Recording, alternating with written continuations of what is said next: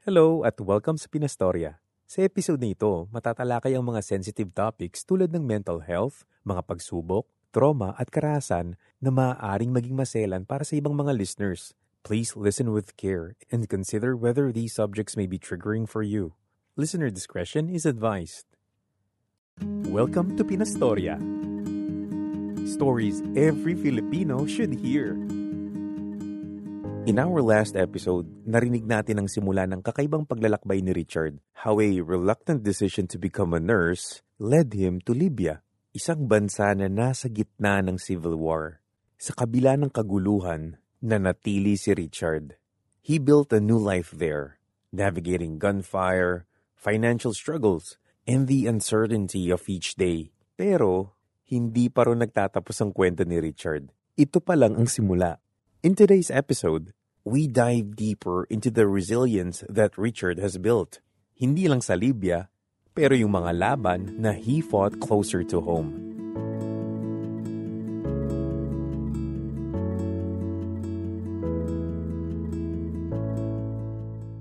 Isa ako sa napili ng ospital na ipadala sa ospital. Specifically, we were in Tacloban para tumulong sa mga needs nila, mag-assist sa operation. Pagdating doon, ang dami kong nakita sobrang devastated yung lugar. Alam mo yung setup ng ano yung series na parang mga zombies? Yung zombies. American ba yun? Or American. Walking Dead? Ay, Walking Dead. Ganun yung setup ng lugar. Sabi ko. Tapos pagdating namin doon, ang tahimik lang namin kasi hindi kami makapaniwala na ganun yung itsura ng lugar. Kasi makikita mo yung kotse nasa ibabaw ng bahay. Mm-hmm. Paano nangyari yun? Sabi ko, ganito kalala yung nangyari, delubyo.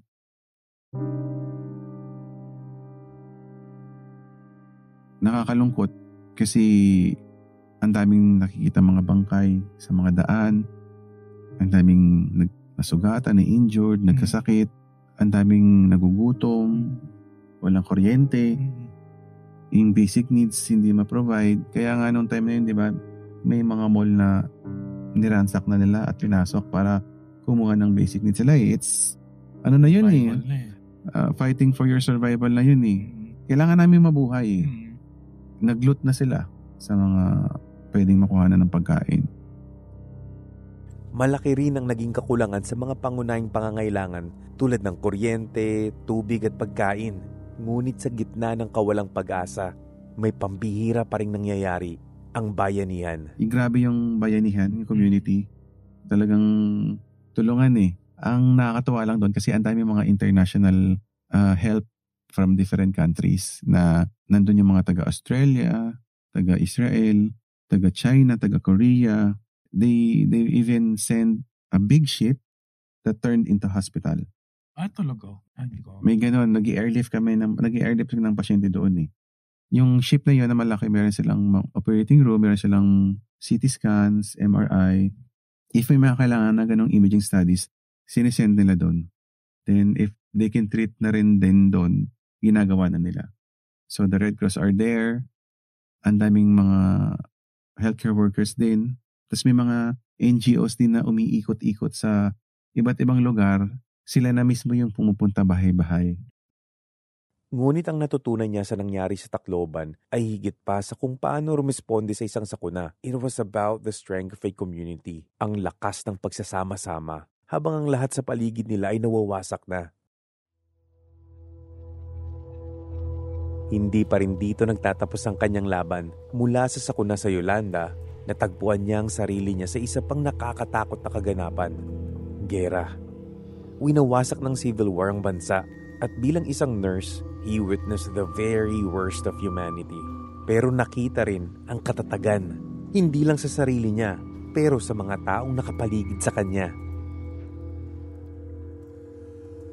During war, isang buong pamilya dinadala sa emergency. Lahat mega code.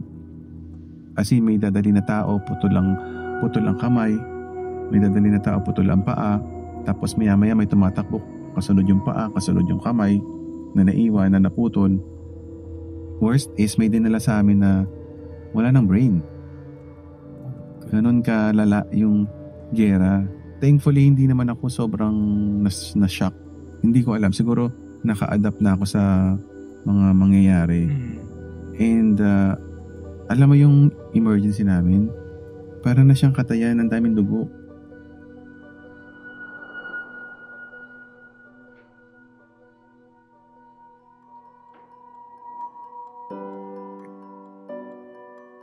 Well-trained at buuman ang kanyang loob, ay hindi pa rin siya nakaligtas sa isa pang matinding kalaban, kapaguran. Naalala niya yung panahon na he went above and beyond his duties.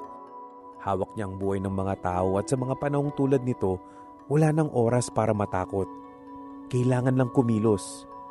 Pati kami apektado, lalo na mentally kasi medyo exhausting din kasi sunod-sunod yung pumapasok. Ang dami nila, as in, may time na ako naiwan mag-isa sa treatment room sa ER, ang daming kailangan tahiin. Nagtatahi na rin kami ng mga sugat. Kailangan mabilis ang galaw lahat. Kasi sunod-sunod yung pumupunta eh. Minsan kasi yung mortar tumatama sa isang bahay. Which is, nandun yung buong pamilya, nasasabugan sila. Yun yung nakakalungkot na nangyari sa gera kasi ang dami mga civilians na nadadamay talaga. Wala naman kasi magandang idudulot ang gera. Lahat naman talo pag may gera eh. Wala namang mananalo dyan eh.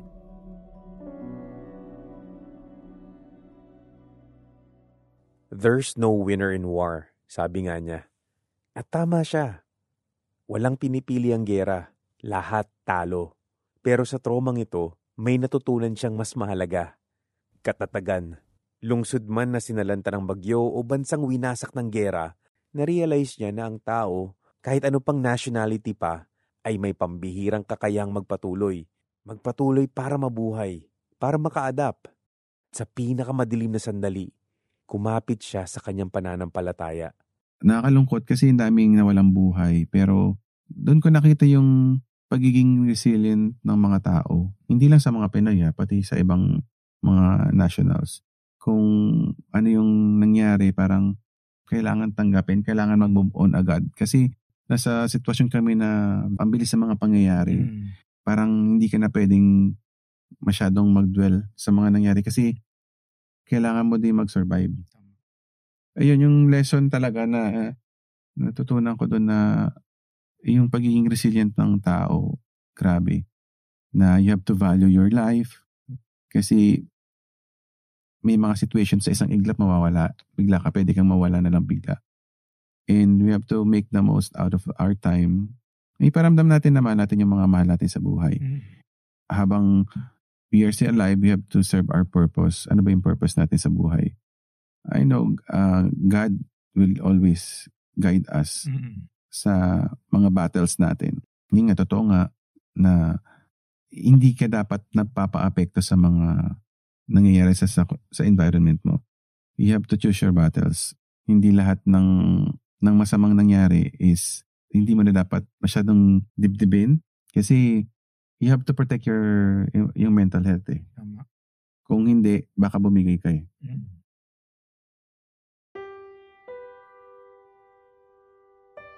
Nang naging OFW ako, ang laking tulong ng pagiging OFW ko sa family namin kasi somehow na-provide ko yung mga needs nila and medyo nakaluwag-luwag kami sa pamilya namin and really ang laking difference.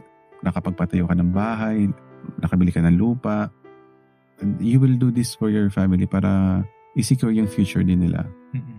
Kung malaki ang pangarap nyo, take risk. Ayaw ko man sabihin pero mahirap sa Pilipinas eh. Kung empleyado ka lang, ang hirap. Better go outside the country. Kasi they can offer more. Mabibigyan mo ng maginhawang buhay ang pamilya mo. Kailangan mo lang ihanda ang sarili mo talaga. Are you prepared? Huwag ka maging loner. Don't isolate yourself kasi yan ang kalaban ng depression eh. Mahirap maging isang OFW. May problemang pinansyal, kalungkutan, tsaka emotional toll ng pagiging malayo sa tahanan. Pero nagbigay si Richard ng isang munting payo. Connect yourself with good people na magiging good influence mo and connect with your church community for your spiritual well-being. Mag-build ka na magandang relationship sa mga colleagues mo. That's the most important thing kasi sila ang araw-araw din na makakasama mo sa work. So kung makastablish ka ng magandang rapport sa kanila, maging friends mo sila, minsan nga nagiging parang family mo na sila. So much better. Isa tong paalala na kahit sa pinakamahirap na sandali, makikita natin ang pamilya sa lugar na hindi natin inaasahan. Minsan, nasa mga taong araw-araw na nating nakakasama sa trabaho, ang ating mga colleagues, mga kapwa OFW. At habang maaari pa rin tayong bigyan ng di lubos maisip na pagsubok sa buhay, may kakayanan pa rin tayong mangibabaw para humanap ng lakas sa komunidad at pananampalataya. Parang ang galing ni Lord na pina-experience niya sa iyo. Gano'n yung nakikita ko. Pina-experience niya sa iyo sa Pinas. Meron pa palang mas, hindi ko alam kung mas ba o ano. I think that was a preparation. Oo, preparation, di ba? Na mas bigger pa yung mangyayari. Di ba? Parang kakatakot na tuloy after. Pinatibay talaga ako from the past experiences until now. As in, ganun kalala yung nangyari dun sa Libya na natagalan namin yun, natagalan ko yun, na survive namin yung ganung scenario na parang yung iba nagpapanik na eh. May mga, although we are nurses, pero we are prone also sa mga mental health problems. May mga kasama na ako nagpanik na eh, na hindi na siya makatulog sa gabi kasi hindi niya alam baka kung anong mangyari. Na wala na siyang inner peace. Nagpa-repatriate na siya. Ayun yun na magtagal talaga.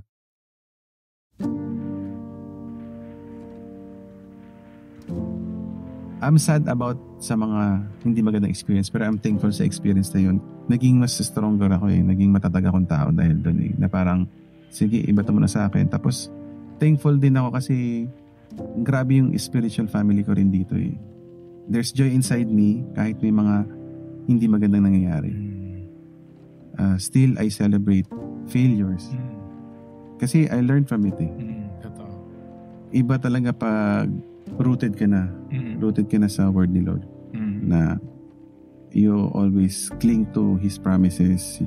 You always look forward sa magandang mangyayari in the future. Kasi anumang paghihirap mo ngayon, anumang sakripisyo mo ngayon, God will reward it. Amen. In the end, you will savor the fruit of your labor. Amen. Totoo yan. Yung di natin kayang i-control, leave it to God. Let go and let God kasi mangyayari ang dapat mangyari.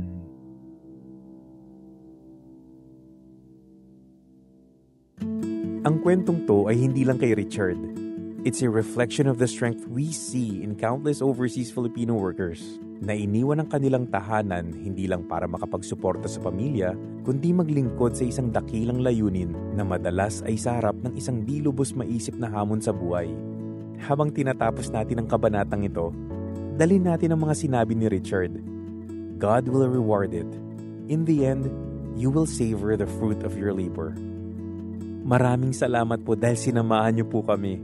Please hit like, comment, and subscribe para updated po kayo sa mga susunod na episodes. Kita-kits po ulit tayo dito sa Pinastorya. Stories every Filipino should hear.